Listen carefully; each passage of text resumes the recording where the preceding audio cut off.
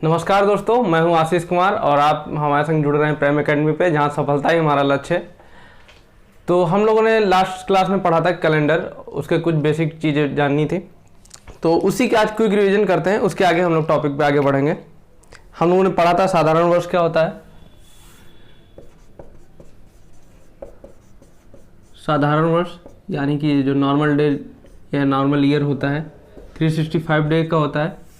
Leap year या leap वर्ष जिसको बोलते हैं, इसको अधिवर्ष भी बोलते हैं, आप याद रखिएगा। इसमें 366 डे होते हैं। इसमें जो फरवरी होती है 29 डेज की होती है और इसमें फरवरी 28 डेज की होती है, बस यही डिफरेंस होता है। हम लोगों ने पढ़ा था कि प्रत्येक 100 साल, 200 साल, 300 और 400 सालों में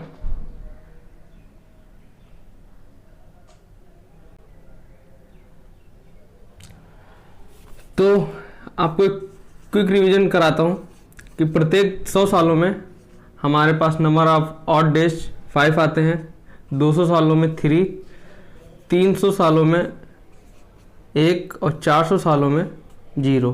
ठीक है। ऑड डेज क्या होते हैं आपको ये भी बता दे रहा हूँ मैं। ऑड डेज यानी कि विषम दिन। प्रत्येक सप्ताह में 7 दिन होते हैं, इसलिए हम जितने भी नंबर ऑफ डेज या ईयर दिए हुए होते हैं उनके डेज काउंट करके उसको 7 से डिवाइड कर देते हैं या 7 से भाग दे देते हैं। जो रिमाइंडर बचता है या शेषफल बचता है उसको हम ऑड डेज कहते हैं। तो इतना हम लोगों ने पढ़ लिया था और आज हम लोग आगे बढ़ेंगे, इसी को आगे कंटिन्यू करेंगे।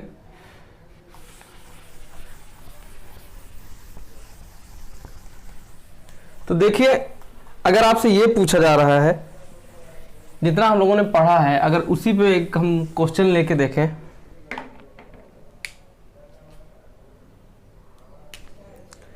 अगर हमारा क्वेश्चन ये रहे, लगातार 400 वर्षों में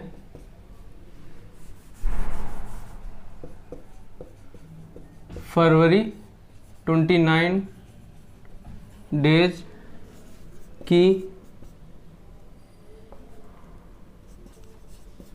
कितनी बार होगी।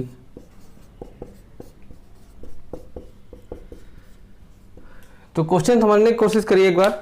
पूछा क्या गया है? पूछा गया है कि लगातार 400 वर्षों में अगर काउंट किया जाए तो ऐसे कितने वर्ष होंगे जिसमें फरवरी जो है 29 दिन की होगी। ठीक है, तो आइए करके देखते हैं।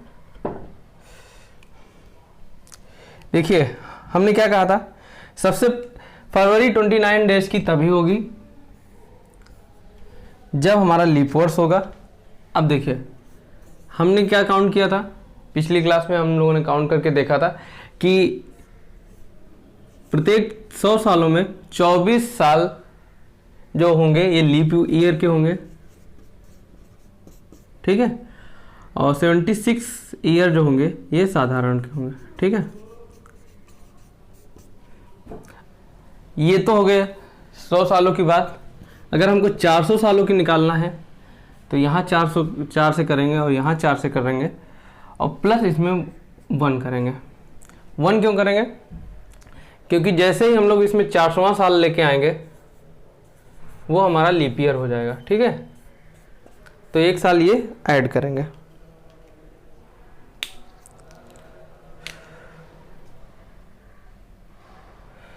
तो ये देखते हैं कितना होगा। 4 4 जा 6, 4 2 जा 8, 9 प्लस 1। तो आंसर हमारा क्या होगा? आंसर जो हमारा होगा कि 400 सालों में 97 साल ऐसे होंगे जो लीप ईयर होंगे, जहां फरवरी 29 दिन की होगी। ठीक है, आप इसको चाहे तो नोट कर लें। आपको ना समझ में आया तो मैं एक बार फिर से समझा दे रहा हूं। ये 24 कहाँ से आया और ये 76 कहाँ से आया? हमने आपको क्या बताया था कि अगर लीप ईयर 100 साल का निकालना हो कि 100 साल में कितने लीप ईयर होंगे, तो हम लोग क्या करते थे, हम लोग 100 को 4 से भाग करते थे। 4 से भाग क्यों करते हैं? क्योंकि जो ईयर 4 से डिवाइड हो जाएगा पूर्णतः वही लीप ईयर होगा। ठीक है, तो ऐसे तो हमको आंसर यहाँ पे ये मिल रहा था 25, लेकिन हम 24 क्यों ले रहे थे? क्योंकि एक कॉन्सेप्ट और होता है लीप ईयर में कि जो शताब्दी ईयर होगा यानी कि 100वां साल होगा वो उसका जो है 400 से डिवाइड होना जरूरी है, तभी वो लीप ईयर माना जाएगा। तो अब ये देखिए, ये जो 100 संख्या है ये 100वां साल है और ये 400 से डिवाइड नहीं होगी, इसलिए ये लीप ईयर नहीं होगा। तो सिर्फ इसमें 99 साल हम काउंट करेंगे। ठीक है, तो जब इसको काउंट करेंगे तो 24, हमको जो आंसर आएगा वो 24 आएगा और जो 76 होगा ये साधारण वर्ष होंगे। तो अब देखिए 100 साल में 24 साल हमको लीप ईयर मिल रहे हैं या अधिवर्ष मिल रहे हैं, तो 400 सालों में कितने मिलेंगे? तो 24 का हम लोगों ने 4 से मल्टीप्लाई कराया और एक ईयर ये जो है ये कहाँ से आ रहा है? आप लोग के मन में ये सवाल आ रहा होगा। तो हमने क्या कहा था कि जो शताब्दी ईयर होगा उसका 400 से डिवाइड होना बहुत ज़रूरी है। तो ये 100 साल में तो मतलब जो 100 साल हैं 400 से डिवाइड नहीं होंगे, 200 साल भी नहीं होंगे, 300 साल। लेकिन जैसे ही हम 400 साल करते हैं तो जो 400वां साल होगा यानी कि ये 400 से पूर्णतः डिवाइड हो जाएगा, यानी कि एक लीप ईयर हमको और मिल जाएगा। तो वही ये एक जो है हमारा लीप ईयर एक और बढ़ जाता है 400 सालों में। तो 97 साल ऐसे साल होंगे जो लीप ईयर होंगे और उनकी जो फरवरी होगी वो 29 दिनों की होगी। ठीक है, इसी से रिलेटेड एक क्वेश्चन और बनता है, बहुत सा माइनर डिफरेंट रहता है और उसमें हम लोग गलती कर बैठते हैं एग्जाम में हम लोग का प्रेशर थोड़ा सा ज़्यादा होता है तो हम लोग इतना बारीकी से पढ़ते नहीं। उसमें क्या करता है, बस यहाँ से फरवरी हटा देता है। मैं आपको यहाँ बता रहा हूँ तो आप इसको पकड़ पाएंगे, लेकिन आप जब पहली नज़र में क्वेश्चन पढ़ेंगे तो कोई भी अमूमन ये गलती कर बैठता है। लगातार 400 वर्षों में 29 दिन कितने महीनों में होंगे?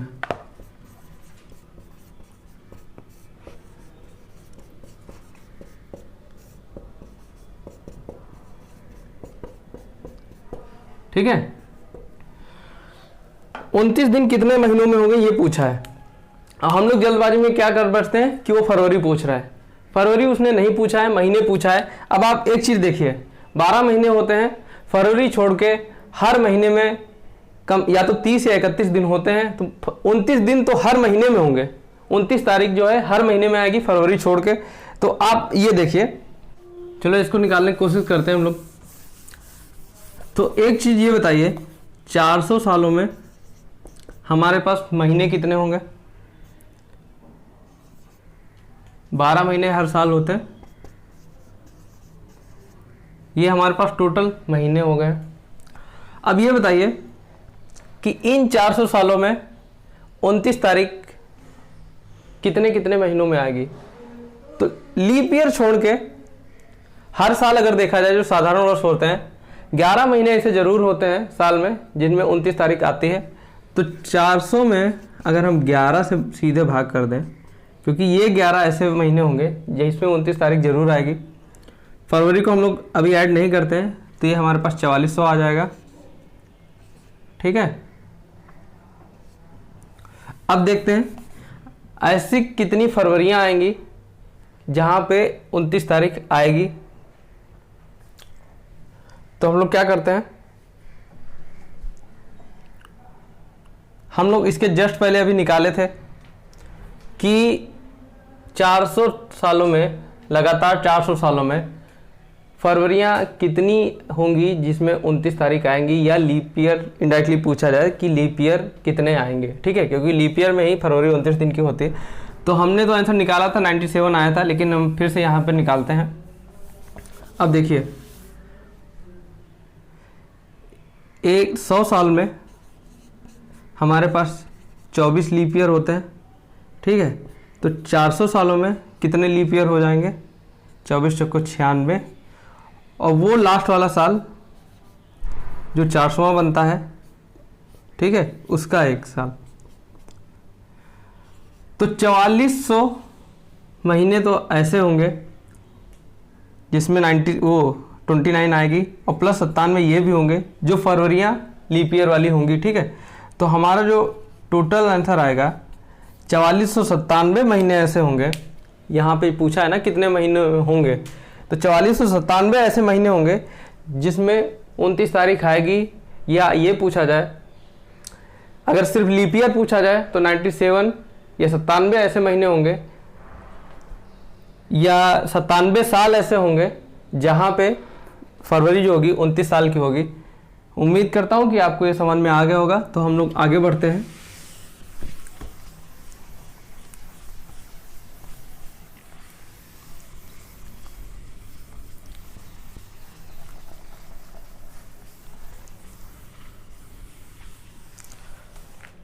मैं आपको कुछ कोड बताना चाह रहा हूँ जिनको आपको याद करना है। ये Sunday, Monday, Tuesday, Wednesday, Thursday, Friday and Saturday, ठीक है। याद करने लायक ऐसा कुछ इसमें है नहीं, लेकिन आपको फिर भी मेमोराइज रखना है इसको, ठीक है। ये कोर्स है, यही आपको याद रखना है आगे के लिए। एक इसमें ये कॉन्सेप्ट आता है कि शताब्दी का जो लास्ट दिन होगा वो क्या हो सकता है, ठीक है। शताब्दी बोले तो 1.25 साल, 100th ईयर, ठीक। इसको क्या बोलते हैं, सेंचुरी बोलते हैं, क्रिकेट वाली सेंचुरी। तो इसमें कॉन्सेप्ट ये क्वेश्चन होता है कि लास्ट डे कौन हो सकता है, किसी भी शताब्दी का अंतिम दिन कौन सा दिन होगा।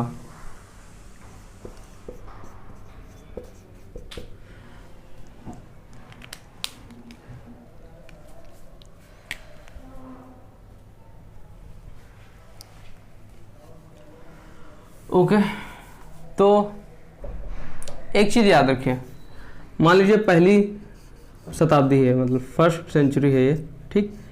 इसका पहला दिन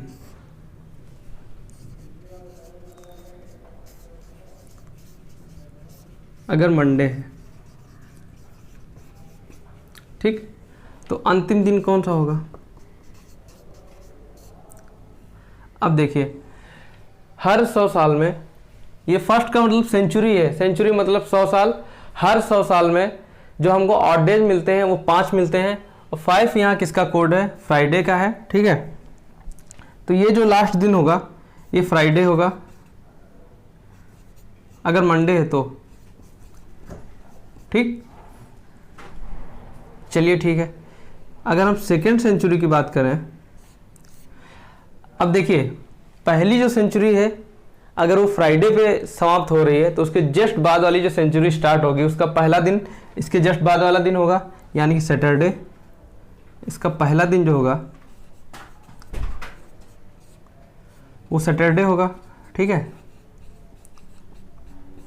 हमने क्या कहा था, या हम लोगों ने क्या बात की थी कि हर 200 साल में जो हमको नंबर ऑफ ऑड डेज मिलेंगे वो कितने मिलेंगे, 3 मिलेंगे, ठीक है। तो 3 किसका कोड होता है, वेडनेसडे का होता है। तो इसका अंतिम दिन जो होगा वो वेडनेसडे होगा।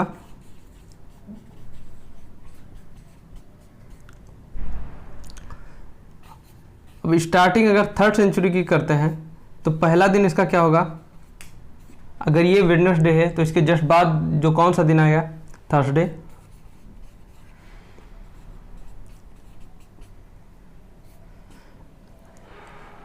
और इसमें जब थर्ड सेंचुरी स्टार्ट होती है तो थर्ड सेंचुरी में या 300 सालों में नंबर ऑफ ऑड डेज हमको मिलते हैं एक का मतलब मंडे। तो इसका अंतिम दिन क्या होगा, ये मंडे हो जाएगा। समझ में आ रहा है।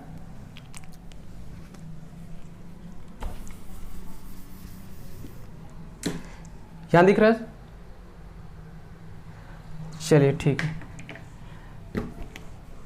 और हम अगर फोर्थ सेंचुरी की बात करें तो अगर तीसरी सेंचुरी हमारी या 3 शताब्दी जो तीसरी शताब्दी थी उसका अंतिम दिन मंडे था, तो 4th शताब्दी जो शुरू होगी उसका पहला दिन क्या हो जाएगा? ट्यूसडे।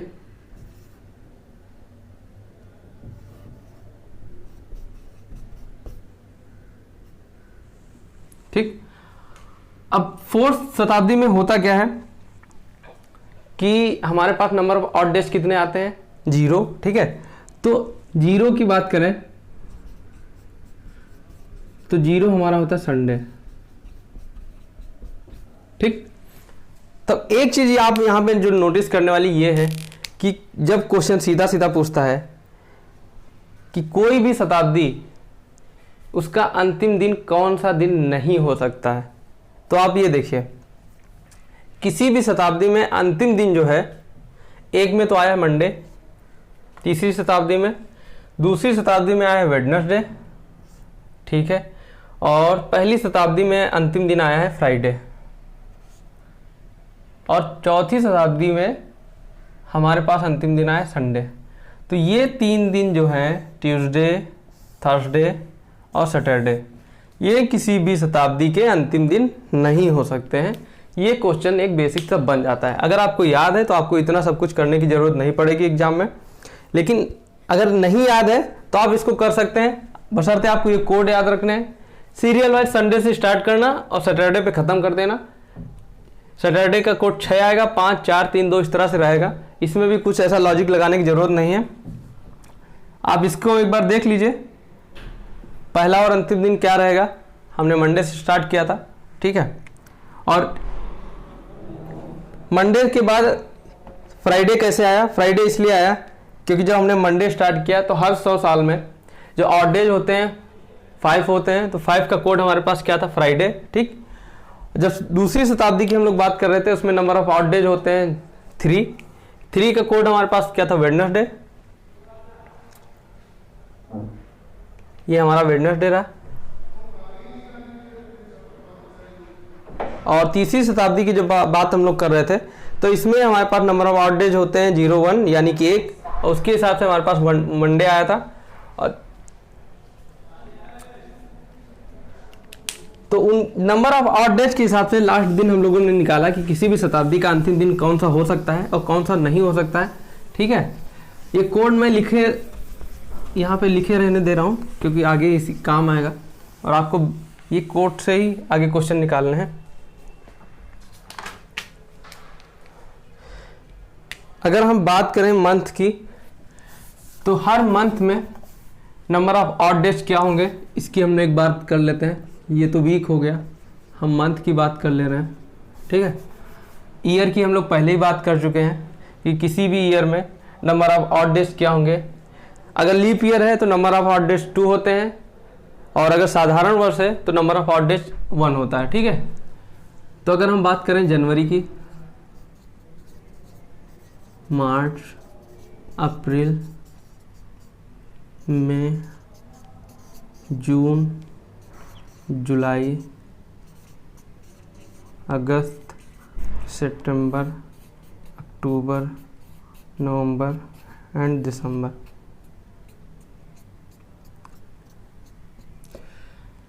तो आप ये बताइए कि इन महीनों में, मैं साधारण वर्ष की बात कर रहा हूं, ये दिख रहा है ऊपर, ये साधारण वर्ष के मंथ हैं। ठीक है, अब देखिए जनवरी में कितने दिन होते हैं हमारे पास? 31, फेब में 28 या 29, और मार्च में 31, अप्रैल में 30, मई में 31, जून में 30, जुलाई में 31, अगस्त में 31, सितंबर में 30, अक्टूबर में 31, नवंबर में 30 और दिसंबर में 31। ठीक, और नंबर ऑफ ऑड डेज क्या होंगे? अगर हम नंबर ऑफ ऑड डेज की बात करें तो क्या होगा? अब देखिए, अगर आप 31 में 7 से डिवाइड करेंगे तो आपका रिमाइंडर जो होगा 3 होगा। कॉमन सी बात है, ठीक है, क्योंकि 28 पे जाके कटेगा। यहाँ पे या तो 0 होगा या फिर 1 होगा। अगर लीप ईयर है तो 1 होगा, साधारण वर्ष है तो 0 होगा। ठीक, यहाँ पे 3 होगा, यहाँ पे 2 होगा, 3 2 3 3 2 3 2 3। अब आप देख लीजिए, ध्यान रखने की बात यह है, इसको आपको याद करने की जरूरत नहीं, मैं आपको समझाने के लिए यहाँ लिखा हूँ कि 28 पे जाके 7 का जो डिवाइड होगा वो 4 टाइम कटता है जाके, उसके बाद जितना भी रिमाइंडर बचेगा वो हमारा ऑड डेज हो जाएगा। ऑड डेज हमने बात की थी कि ऑड डेज क्या होता है हमारा, ऑड डेज हमारा वो होता है जो रिमाइंडर बचता है 7 से डिवाइड करने के बाद, ठीक है।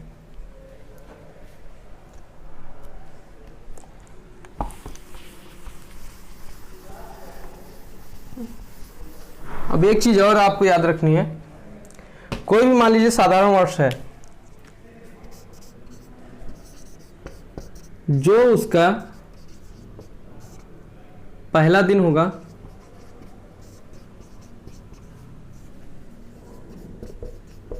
वही उसका अंतिम दिन भी होगा, ठीक। ये हो गई साधारण वर्ष की बात।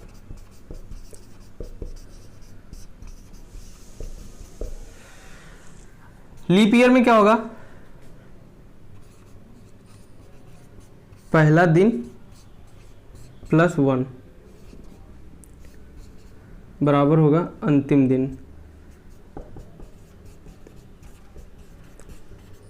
ये अधिवर्ष की बात हो रही है, यानी कि लीप वर्ष की,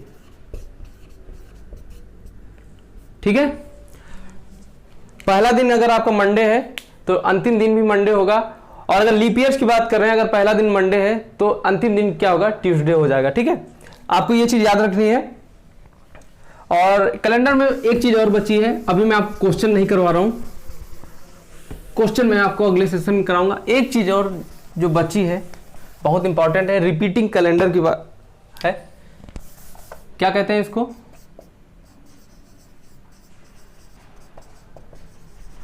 रिपीटिंग कैलेंडर, ठीक। रिपीटिंग कैलेंडर मतलब इस वर्ष का कैलेंडर आप अगले कौन से वर्ष में यूज कर पाएंगे, ये चीज होती है रिपीटिंग कैलेंडर। यानी कि अभी जैसे कौन सा ईयर चल रहा है, 2020 चल रहा है, ठीक है। इस साल का कैलेंडर जो है हूबहू अगले कौन से साल में हम लोग यूज कर पाएंगे, उसका डे और डेट, मंथ, और उसका जो डे पढ़ेंगे मंथ में वो सब सेम टू सेम रहेंगे, तो वो कौन से उसमें यूज कर पाएंगे, ये जानने के लिए हम इसको क्या करेंगे, इसके जो अंतिम संख्या है 20 को 4 से भाग करेंगे, इसका रिमाइंडर जो भी आएगा, देखिए 4 से अगर आप भाग कर रहे हैं तो रिमाइंडर आने के चांसेस क्या क्या है, या तो 0 आएगा, या 01 आएगा, या 02 आएगा, या 03 आएगा। 4 तो आ ही नहीं सकता, 4 आएगा तो मतलब 0, क्योंकि कट जाएगा। अब आपको ये याद रखना है, ये 4 रिमाइंडर आ सकते हैं।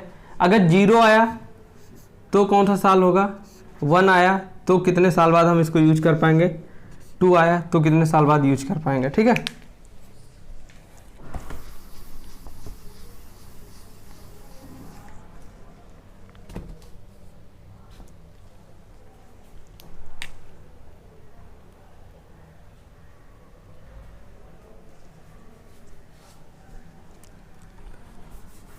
देखिए अगर रिमाइंडर 2 और 3 आए,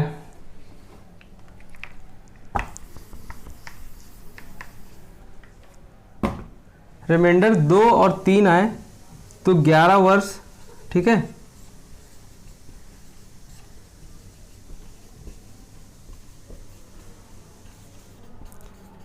ग्यारह वर्ष बाद हम उसी कैलेंडर को यूज करेंगे, ठीक है। ये यूज कर सकते हैं क्योंकि 11 साल तक वैसे नॉर्मली कोई संभाल के रखता नहीं, लेकिन अगर है तो हम इसको यूज कर सकते हैं। और आप यकीन न मानिए तो आप चेक कर लीजिए, ठीक है। और रिमाइंडर अगर 0 आ रहा है, रिमाइंडर 0 आ रहा है तो 28 ईयर, और 1 आ रहा है तो 6 ईयर, ठीक। आप इसको याद कर लीजिए, या जैसे आप इसको याद कर पाए कर लीजिए। तो अगर हम इसकी बात करें, अगर क्वेश्चन में ये पूछा जाए कि 2020 का कैलेंडर हम आगे कौन से वर्ष में यूज कर पाएंगे, तो हम क्या करेंगे, इसको 4 से भाग करके देख लेंगे, हमारे पास जो शेषफल बचेगा 0 बचेगा, ठीक है। तो इसको आगे हम 28 ईयर बाद, 28 ईयर की बात करें तो 2048 में हूबहू इसको हम यूज कर पाएंगे, ठीक है। हालांकि 2020 ऐसा साल रहा नहीं है कि इसको लोग रिपीट कराना चाहें, ये कि और अगर कोई दूसरा ईयर आपको, जैसे जो 19 बीता है, अगर इसकी बात करें, अगर इसको 4 से हम करेंगे तो रिमाइंडर हमारे पास 3 आएगा। 3 की यानी 11 साल बाद 2019 का 11 ऐड करेंगे तो 2030, यानी कि 2019 का कैलेंडर हम 2030 में यूज कर पाएंगे। ठीक है, तो कैलेंडर ऑलमोस्ट मैंने यहीं पे ख़त्म करा दिया है, जो बेसिक कॉन्सेप्ट थे। ठीक, बाकी रही प्रैक्टिस की बात, तो अगले सेशन में मैं आपको क्वेश्चन लेके आऊँगा आपके लिए प्रैक्टिस कराने के लिए। हर टाइप के जितने भी टाइप अभी मैंने इसमें बेसिक में पढ़ाए हैं दोनों क्लास में, दोनों से रिलेटेड जितने भी टाइप के क्वेश्चन बन पाएंगे मैं आपके लिए लेके आऊँगा। तब तक बने रहिए हमारे साथ प्रेम एकेडमी पे, जहाँ सफलता ही हमारा लक्ष्य है। धन्यवाद।